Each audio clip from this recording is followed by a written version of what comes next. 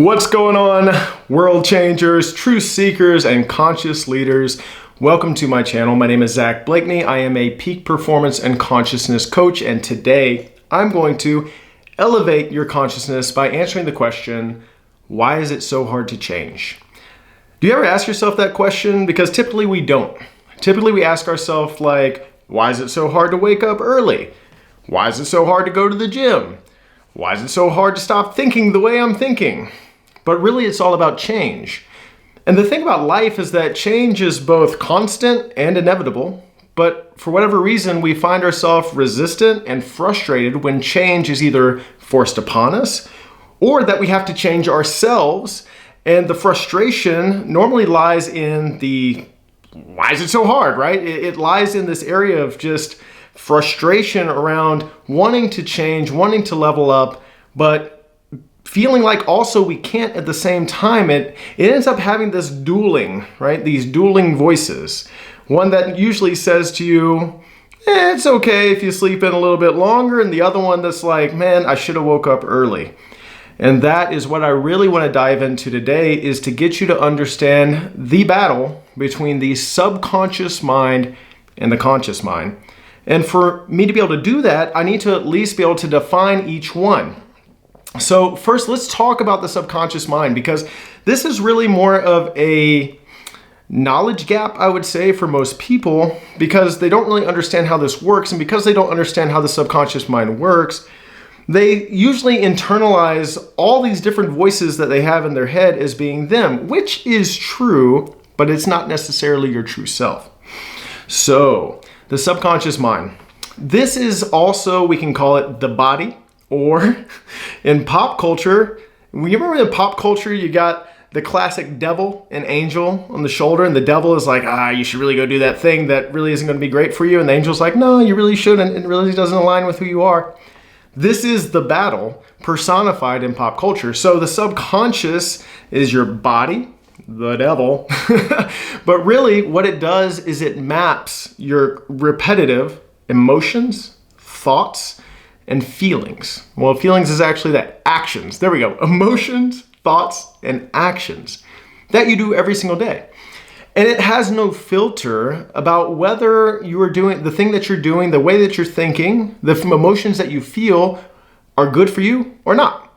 And how do we even know whether it's good for us, whether it actually is motivating, empowering, inspiring, or not? It doesn't care. It just maps what you repetitively do. So here's an example. The example is right now, actually, as I'm talking to you, my hands are moving and I'm talking to you. I'm in a conscious stream while I'm talking to you, and my body is taking over the language that it wants to display while I'm talking. Another way you can think about this is driving. You ever drive and then you get to a red light, and when you get to the red light, you can't remember how you got there.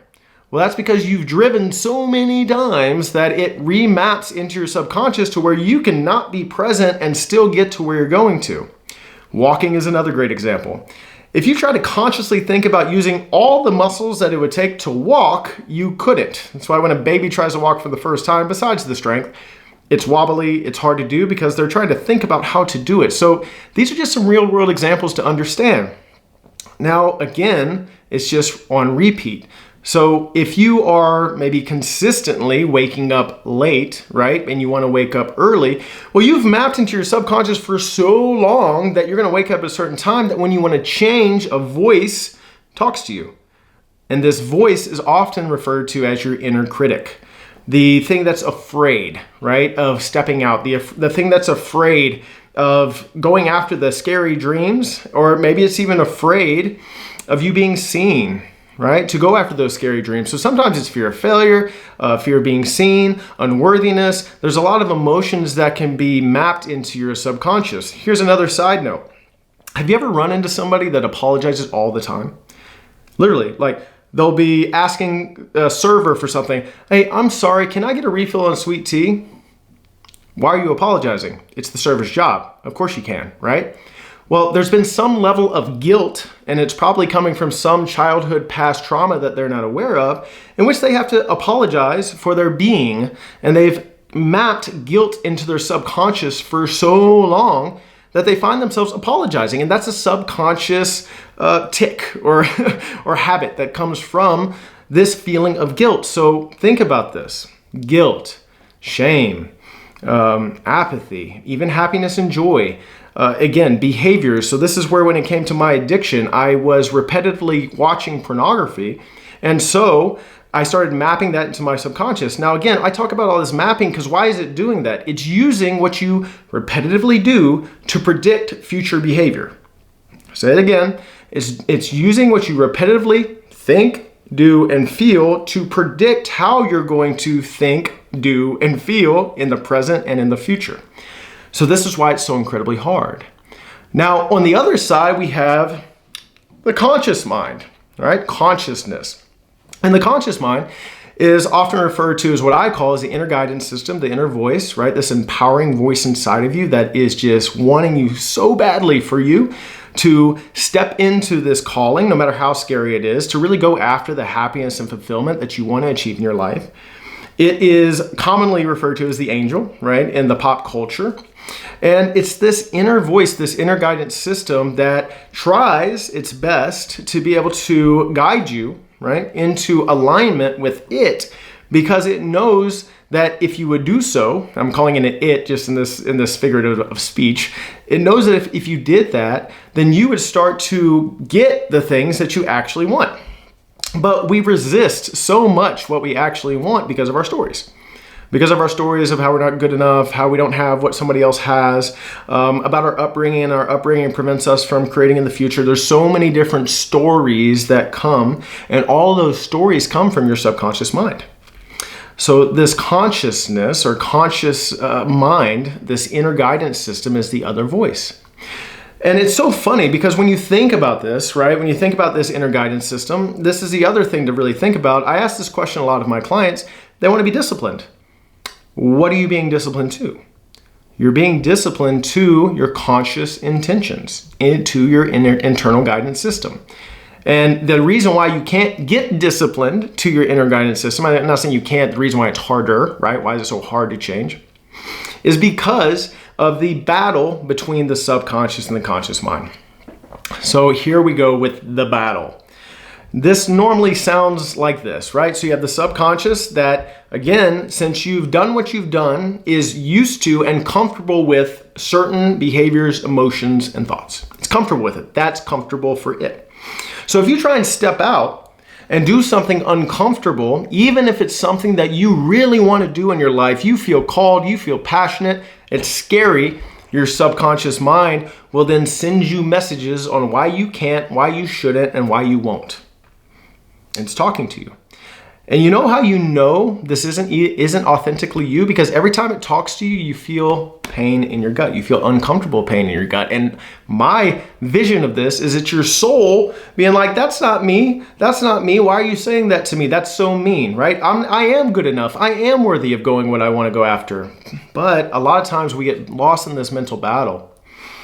And what happens is we listen too much of the inner critic. We listen too much of the body. And then the body keeps us stuck and complacent.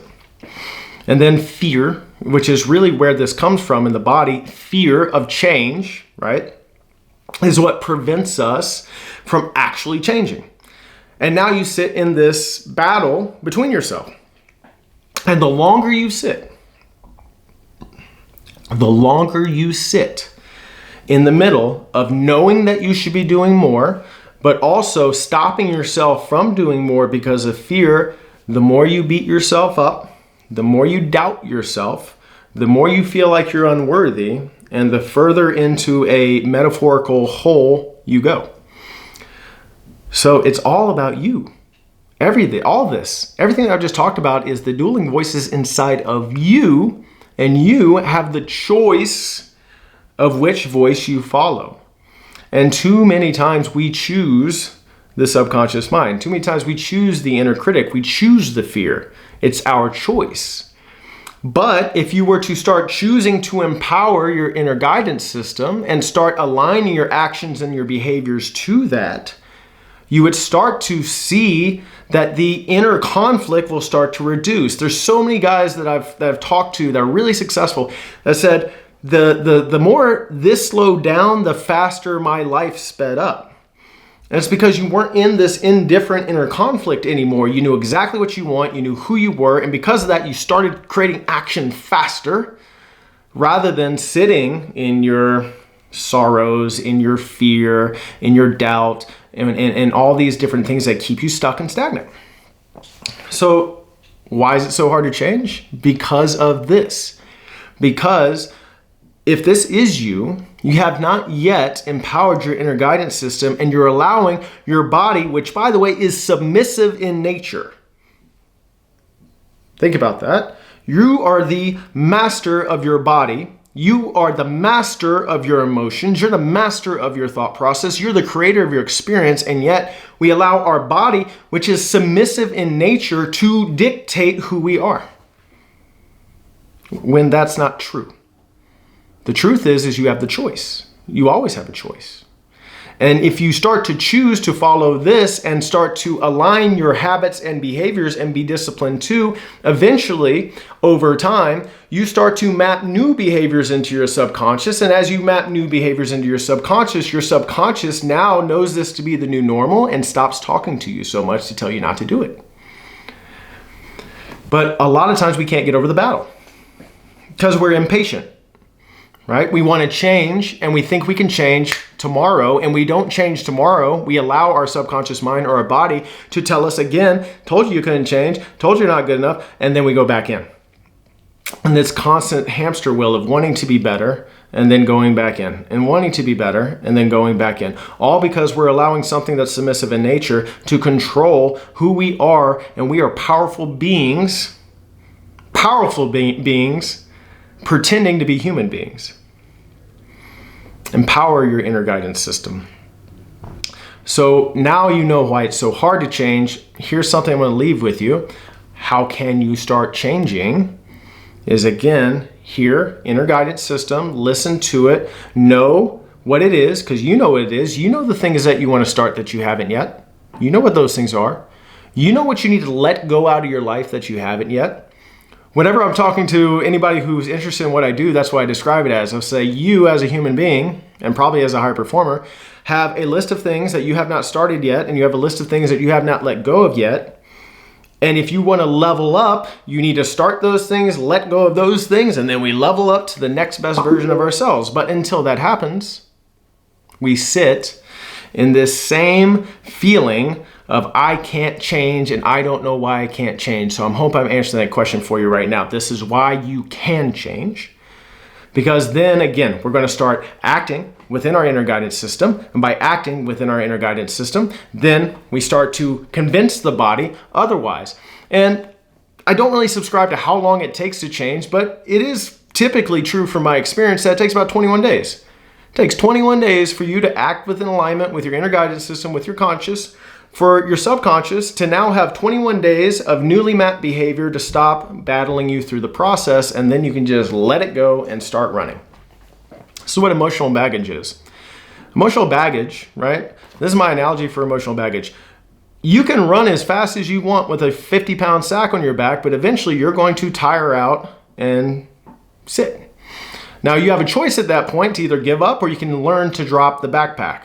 Because once you drop the backpack, then you start running as fast as you can and you're gonna go way faster. I've already dropped my backpack, so I'm moving. And if you're feeling tired, exhausted, run down, frustrated, it's because you have a lot of weight, a lot of shit on your shoulders that you're carrying and you just need to let it go. So last analogy for you, and I want you to think about this because this is a great visualization for you to be able to start acting within your conscious intentions. You're the star of your own movie. And this is why I like using movies as an analogy. You go into the movie theater and then the person running the movie starts playing your life. Plays your life from the time that you can remember until the present moment. You're gonna laugh at the good times, you're gonna cry at the bad times, and you're gonna probably leave the movie theater, right, feeling some sort of way. Now, while you're in the movie, you might be kicking and screaming, telling them to turn the movie off. I don't want to see this, everything. But again, it's just a movie. It has no emotional attachment to how you feel. It's just playing the experience of what it is, as the subconscious does. So then you get up and you leave, but you don't realize that you still have a camera on you. How would you act if you had a camera on you 24/7 and the movie was going to be shown to the people that you love the most? How would you act? And if you use this type of visualization, that I have a camera on me all times that's being showed to my girlfriend, to my business partner, to my son, to my daughter, you would start acting more consciously. So that's it, my friends. That is why it's so hard to change, and even some tips to help you to start changing. And if you liked this video and you would like to see more of my content, make sure to like, subscribe, click the notification bell, and even comment below. I would love to hear some reflections on what I talked about, and I would love to connect with you. With all the love in my heart to you, you have my gratitude.